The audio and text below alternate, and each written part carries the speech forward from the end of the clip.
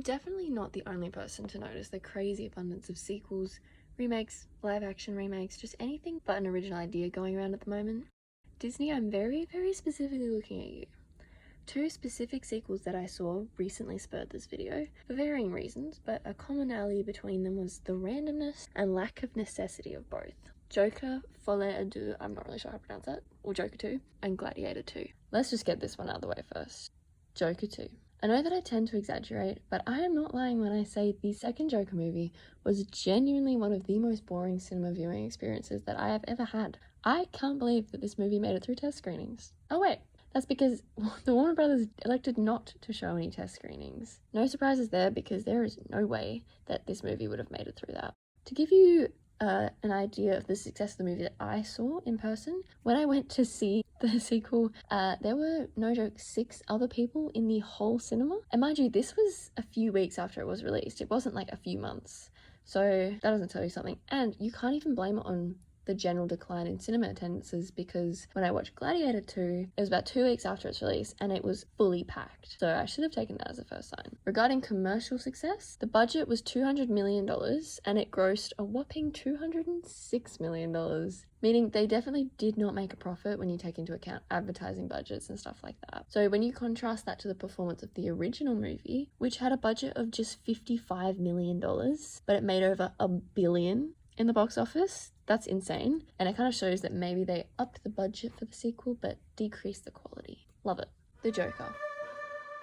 The Joker, although contentious, was regarded very highly by the public and mixed among critics. It was a raw telling of the backstory of the commonly known Batman antagonist, which showed his life as a party clown turned supervillain due to him being shunned by society. This film got people talking, for sure, was also critically acclaimed, leading Joaquin Phoenix to an Oscar for Best Performance by an Actor in a Leading Role. And additionally, the film achieved an Oscar for Best Achievement in Music Written for Motion Pictures for original score. It was incredibly successful, but the director Todd Phillips denied the need for a sequel, which I myself found very honourable at the time, because it felt like they made the piece of art that they wanted to, and they left it where it was supposed to end. In a 2019 interview with Todd Phillips, he stated, "We have no plans for a sequel." The quote was, "I will do anything Joaquin wants to do," and I would, but the movie's not set up to have a sequel. We always pitched it as one movie, and that's it. Well, how'd that turn out? As they say, all good sequels happen when they don't need to exist. Joker 2. Also, I know that it has another name, I just cannot pronounce French words. I was starting to question my sanity when watching this movie. Finding out afterwards that the plot and premise from the movie came to Phoenix in a dream made me feel a lot better. And to be fair to him, if my dreams were made into movies, they would also make about as much sense as that one. Except I don't go around to major production companies telling them to make them into movies. But you know what? To each their own. So a very quick rundown from what I haven't erased from my memory. The Joker, or Arthur Fleck, is in Arkham Asylum following his antics from the previous movie. We see him day to day becoming more depressed, struggling with his identity, trying to remove himself from the Joker. He then meets Lady Gaga's character, falls in love with her, and his life changes, goes back to being insane, and then tries to defend himself in court. And then he's stabbed and dies. Riveting, I know. But that is the plot. And guess what? You get to feel the prison experience a lot, just like Arthur Fleck, because the amount of times we saw the same set of that prison, I felt like I was stuck in that cinema. Like, I didn't think I could leave. Oh, and if it couldn't get worse, this was a musical. I really do not know who signed off on that. Also, if you have a musical with Lady Gaga in it, do not make her sing badly on purpose, and maybe leave Joaquin Phoenix out of the singing. Every time there was a musical number, which there were many, in fact, there were more musical numbers in Joker 2 than in the Wicked movie.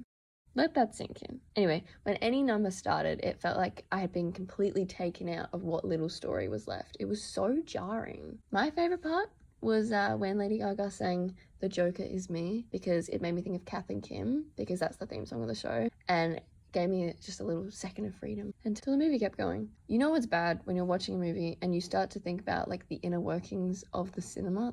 How many people are operating the projector, and are the buttons, are there buttons, or is it on timer for the lights and the curtains and stuff like that? Yeah, that's where my head was at. So Joker 2.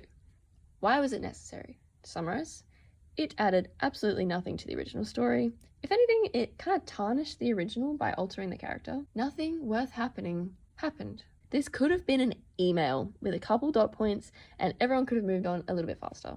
Honestly, that's kind of all I need to say. It added nothing and nothing happened. It's just nothing.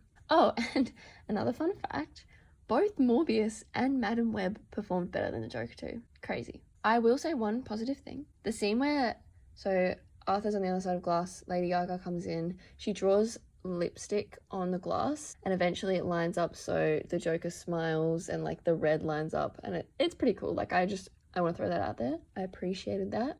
Very artistic. Good job. Okay, on a better note, Gladiator. This one's a bit different for me. The original Gladiator movie has to be one of my favorite movies of all time. If you've never watched Gladiator, please give it a watch. It is such a beautiful film. It's visually stunning. You can tell how much time and effort went into costuming and sets, and even just like setting up the perfect shot. I think one of my favorite, I don't know if you call it a motif, but is Maximus running his hand through the wheat, and that kind of symbolizing his connection with his family. And it's just very peaceful. It's really good. Russell Crowe and Joaquin Phoenix could not have been more perfectly cast. This movie was also nominated for and won countless awards, including an Oscar for Best Leading Actor, going to Russell Crowe, and it also won Best Picture. Joaquin Phoenix was also nominated for Best Supporting Actor. So all around it was a very well-received film. Joaquin Phoenix as Commodus was the perfect villain. He made my skin crawl every time he talked. Perfect. A quick synopsis. So Crowe's character Maximus is a general in the Roman army, and once they've invaded another far-out land for the Roman Empire, he decides that he's going to resign, return to his family, which was promised to him through the emperor, Marcus Aurelius, even though the emperor wanted him to become more than just a general. Before Maximus can return home, Aurelius is murdered by his own son, Commodus, leading him to power, and then him sentencing Maximus to death because he's scared of him. Maximus manages to escape, ends up being captured to fight as a gladiator, makes his way up the ranks, and succeeds to fighting at the Colosseum. Commodus recognizes him, tries to kill him again. He eventually succeeds in doing so, but not before Maximus kills him as well. And it leads to an end of a tyrant emperor and the establishment of Marcus Aurelius' dream of democracy. So it's a complete story. It's a really good plot. It's all fleshed out, makes sense. Also, I'm a little bit of a nerd sometimes, and the fact that some of it's based on Roman history, like Marcus Aurelius was a real emperor. He did dream of democracy, like that sort of thing. Very cool. That synopsis doesn't necessarily like do it justice. Please watch the movie. It's amazing. So imagine my excitement when Ridley Scott, the original director, decides 20 years later, let's go again. Gladiator 2. Off the bat, this movie is far superior to Joker 2, without a question. So let's just get that out of the way. This movie occurs 16 years on from the original. Marcus Aurelius' dream of democracy is dead, and Rome is run by 2 tyrant emperors. It follows Paul Mescal's character, who we find out to be Lucius. So in the original, Lucius was the nephew of Commodus and the son of Maximus. So Lucius is captured as a gladiator, fights his way up to the Colosseum. It's a very similar story to the first, there are some changes with different characters, obviously, but it's very, very reminiscent of the first one. As Ridley Scott does, this movie was visually stunning. The sets and costuming, again, were phenomenal.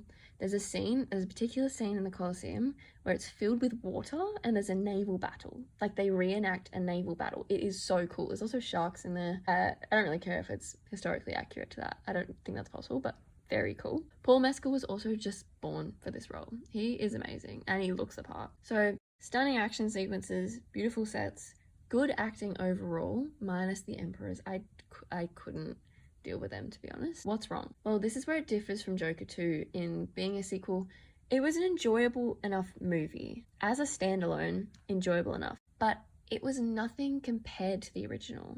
The sequel was very, very similar to the first story, and it just felt like a worse version of it. The original was raw, and we cared so much about Maximus and his struggles and the way in which he wouldn't stop, even after everything he had ever loved had been taken away from him. But in the sequel, I personally didn't really feel that connected to Lucius, Paul Mescal's character. To me, it felt like they were trying to get us to care about him through Maximus. So generally, as a movie, it was fine and enjoyable, but when connected to the first one, it just doesn't do it justice. It feels like it trivializes the first one.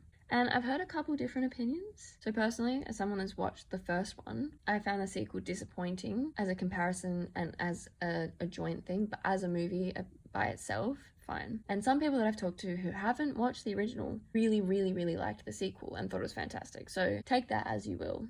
So what I've worked out mathematically is if Joaquin Phoenix was in your original movie, make sure his character either doesn't return for the sequel or don't make a sequel.